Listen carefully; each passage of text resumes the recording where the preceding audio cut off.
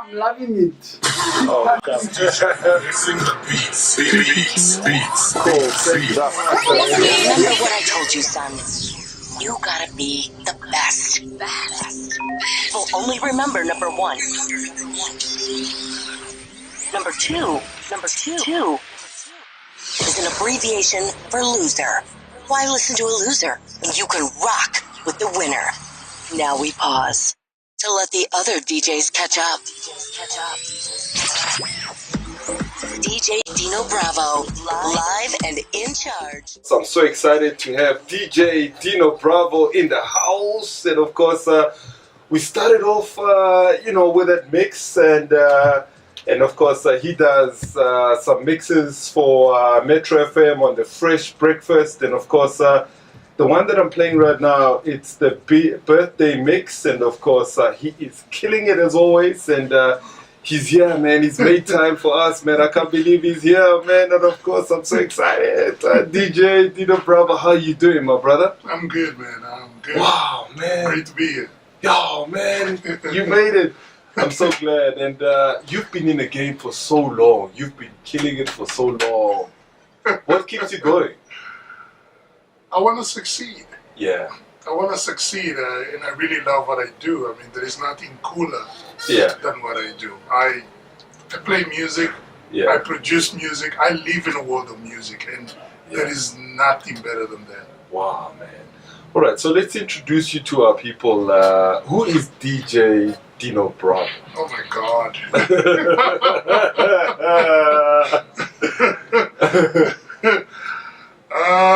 To simplify it, I'm just the guy that is always playing on DJ Fresh's show. Yeah.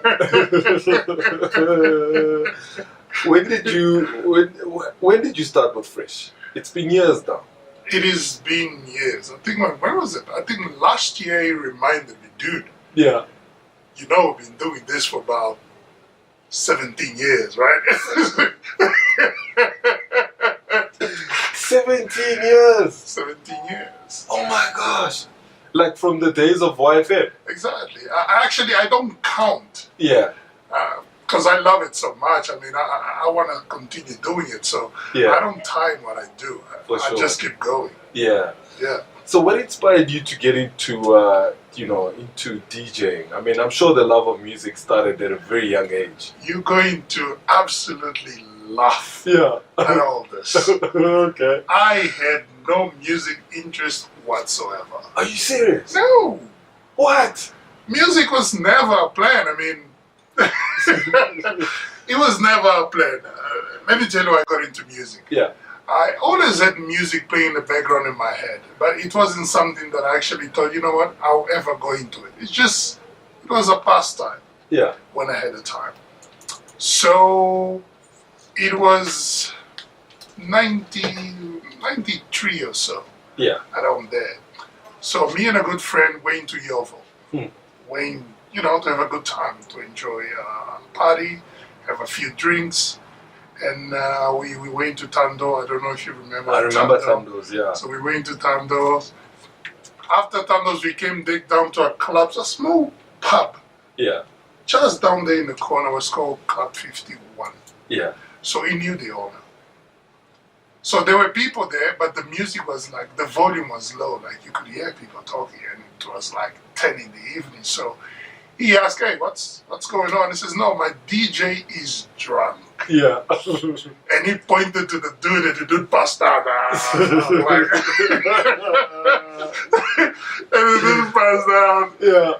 And he said, listen, you in luck. This guy loves music. And he just pointed to me. Yeah. This guy loves music. They pointed to me, and the owner said, come, please play some music. Do your thing. I will pay you. Yeah. That was the motivation, is that I will pay you. He said, you're going to pay me for playing a few CDs? Yeah. So yeah, sure, no problem. And I went up there, and the CD players, the buttons look the same as mine at home, so I picked the CDs and I did my thing. Wow, 93. Yep. Damn. So how's your journey been? I mean, you've seen DJs come and go. Oh yeah. Yeah. What's kept you going? I really love what I do. Yeah. And I believe I'm pretty good at it. Yeah. No, you are damn good. Don't get that twisted. I'm pretty good at it, and I really love what I do. Yeah.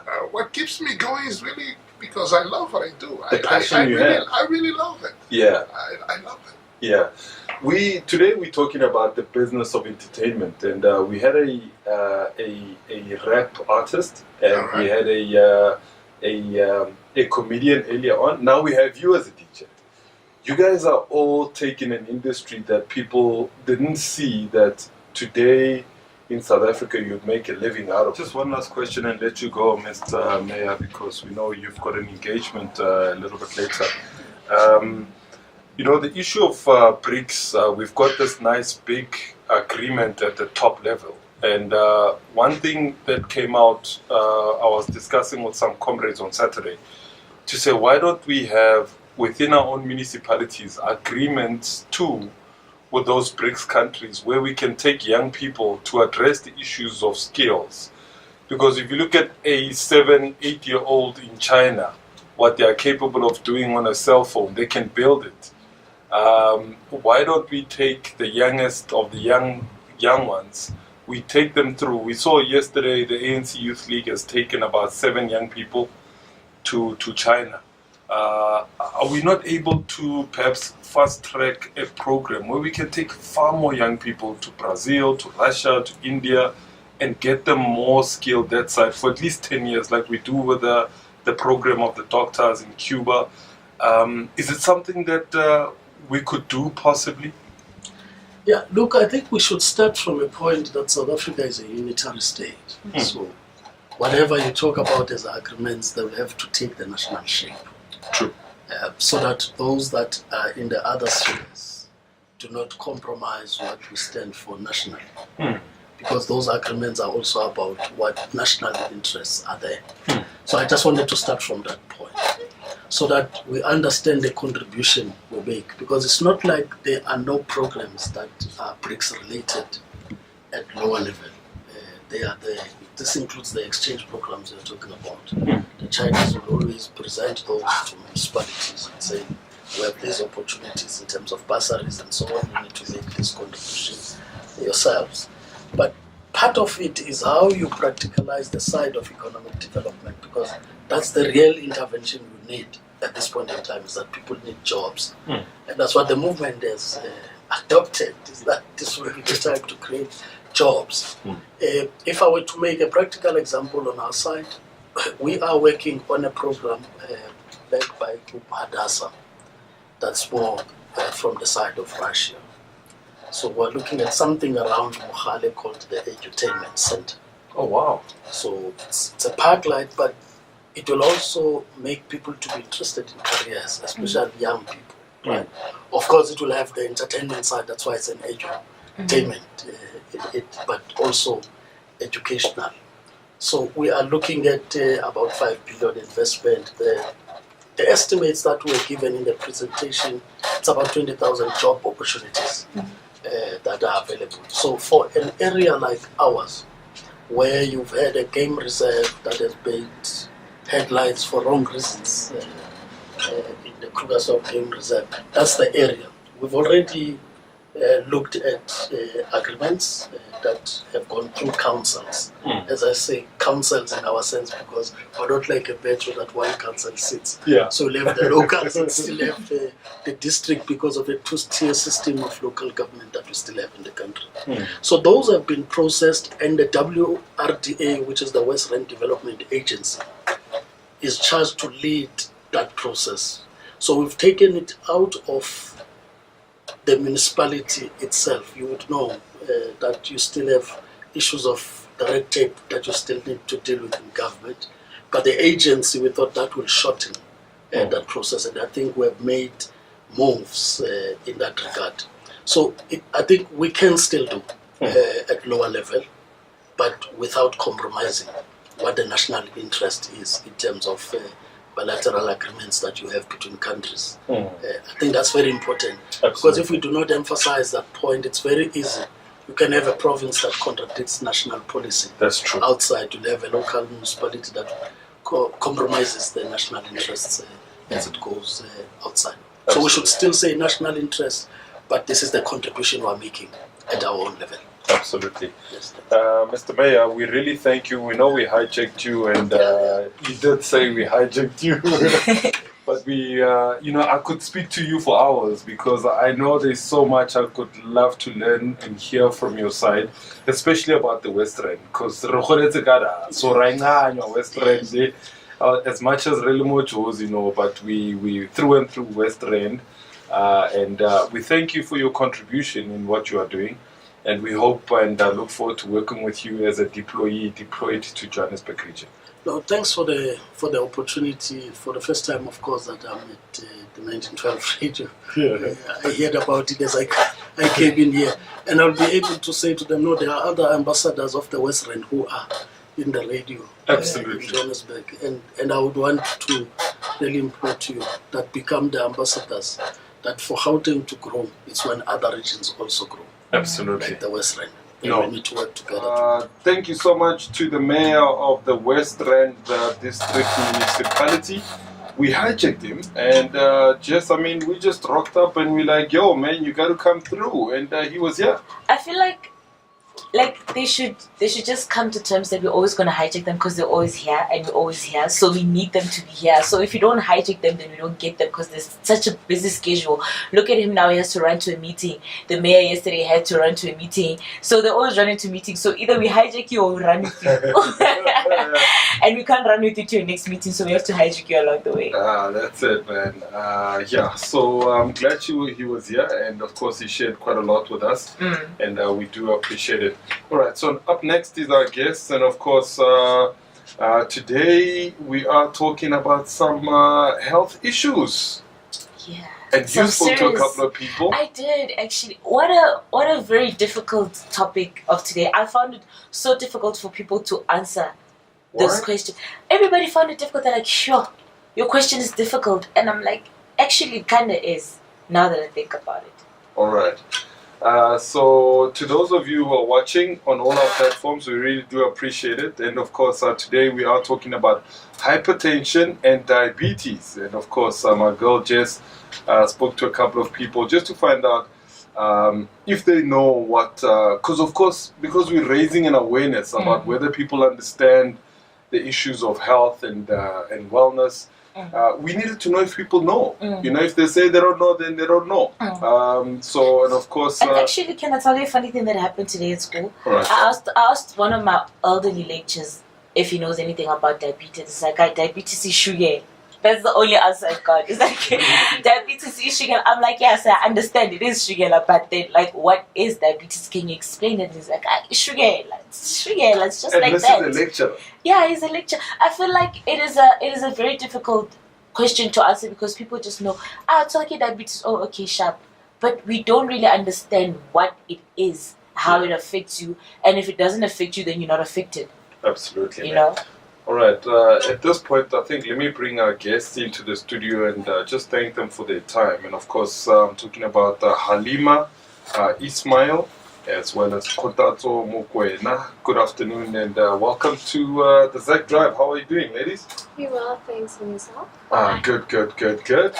All right, so as you can hear, we tried to find out from people if they really do understand some of the diseases that we're going to be discussing for the next couple of weeks. And we just started on 2.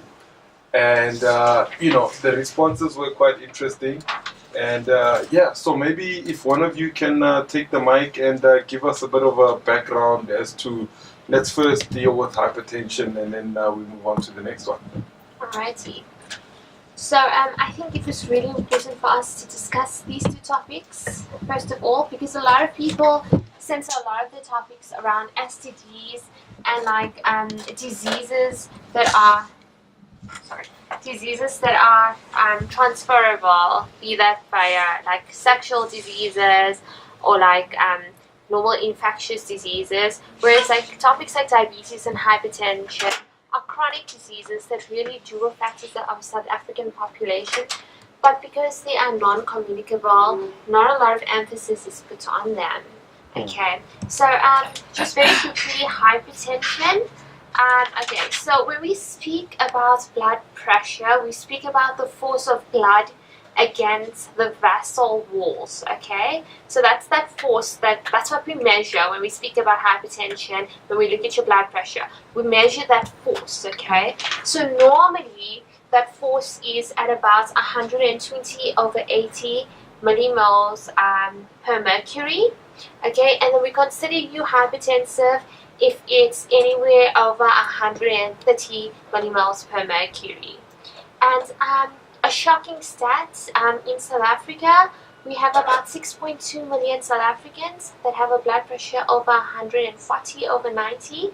So that's quite high. And then 40% of Black South Africans suffer from hypertension. Yet there's not a lot of awareness created around it. 40%. 40%. What causes hypertension except the force of, what causes the force actually of the blood through the vessels? That's a brilliant question. And actually, you're very, very, very common smoking, alcohol intake, obesity. Because remember, with obesity, heavier, of course, and not enough exercise. People who don't get their blood pressure up, who are not able to, well, who don't exercise at all. Too much of salt intake, because salt causes water retention. The moment you have water retention, you're increasing that blood pressure, so the amount of blood the heart has to now pump is a lot higher. And then, yeah, as I said, alcohol, and then a major factor that nobody ever addresses is stress, and that could be emotional stress, stress in your workplace, that sort of a thing. Sure. All right, man. I want us to hear what the people have to say, because we got a couple of voice notes related to our topic, and let's take a listen. Hey, diabetes is whereby like a person can't eat sugary food and salty food. Yeah, that's what I know. Is he right? Is that what diabetes is? No. Diabetes basically is when the blood glucose in your body is too high, right? Okay. So then it's supposed to be a source of energy. Now we have this organ, the pancreas. It's like situated between your stomach and your spinal cord. Now the pancreas aids with digestion. So this, and then it releases a hormone called insulin. Insulin helps carry glucose to all the body cells, and then it's reproduced as energy to do your day-to-day activities. Yeah. And with diabetes, your pancreas does not or produces too little insulin. So then the sugar in your blood becomes too much, and that is basically what diabetes is. Oh. And then you need what? You need your insulin or those injections. It depends. We get two types of diabetes. Okay. Right? The two main ones. We get type 1 diabetes and we get type 2 diabetes. Type 1 is basically when your pancreas does not produce the insulin. No, is when your pancreas produces too little of it. So then you need to get on the insulin shot. Type 2 can be treated with oral medication, so then you can take the tablets for it. Oh, okay. All right, let's take a listen. And of course, I hope if you are watching on Facebook as well as on YouTube and listening to all our platforms, you'll be able to learn a thing or two about how we need to take care of our health. And it's the only bodies we have. A big thank you to David Willems, Kujo Amankwa, the great Kujo Amankwa. If you're a sports lover, you'd know Kujo Kimang, and of course one of the best analysts I've ever heard, and he calls a spade a spade. Thank you for watching, Kujo, and of course, hello guys, somebody else greeted us there. Hello. Hello, I'm gonna go down, Kisibo. Hi, Sibo. Sibo says hello, and Sibo is giving us lots of love and kisses and smiles. Thank you very much.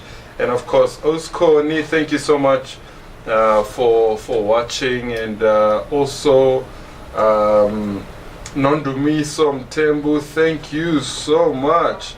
Okay, somebody just posted something about the music. Okay, Justice. Oh, Paco. I hope you're loving the music, man. Or is it too slow for your liking for a Tuesday? I don't know. I feel like R&B can never be too slow for any day because it accommodates any day, anyhow, any mood. Absolutely, you know, man. that was like good quality music. That's it. Ish, unfortunately these days, it's not like that. Shout out to everybody that's doing music though. Pratsepiso, thank you so much. Tando, thank you for watching. I don't know how to pronounce this name, but I don't know if you can. Is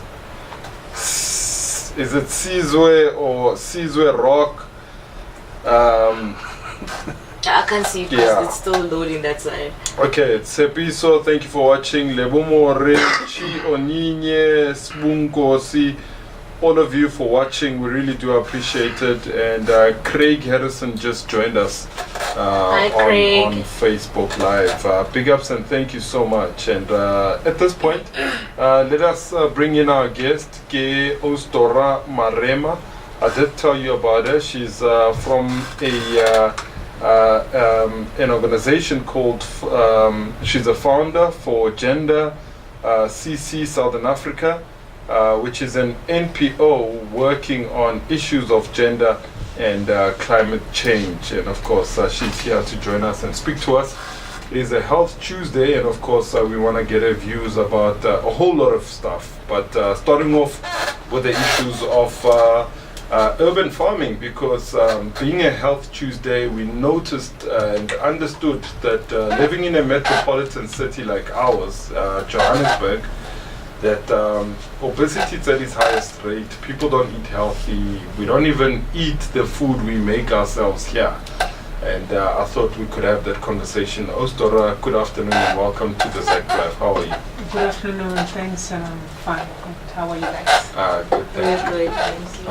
If you can pull the mic closer to you, thank you so much. Just if you could tell us, Ostora Kemang, and where you're from and that kind of stuff. We get those formalities out of the way. Yes, I am from an organization called Gender CC Women for Climate Justice. I'm originally coming from Limpopo. I now live here in Johannesburg. All right. Okay, so if we talk, I mean, Otlanga Limpopo, where you actually just get fruit from just about anywhere, mango, the avocado, everything. Now you come to a dry mining town called Johannesburg. You know, let's talk about urban farming. What is urban farming? Urban farming is really a concept where people who live in cities or in urban areas are able to produce their own food, regardless of where they live, whether in the inner city or in the township or in formal settlement or in a small holding, to be able to utilize the space that they have and the resources that they have to be able to grow the food that they would require on a day-to-day basis, mostly fresh produce. Yes. What's the situation like in Johannesburg around urban farming? Are we anywhere close to where we should be? Are we eating?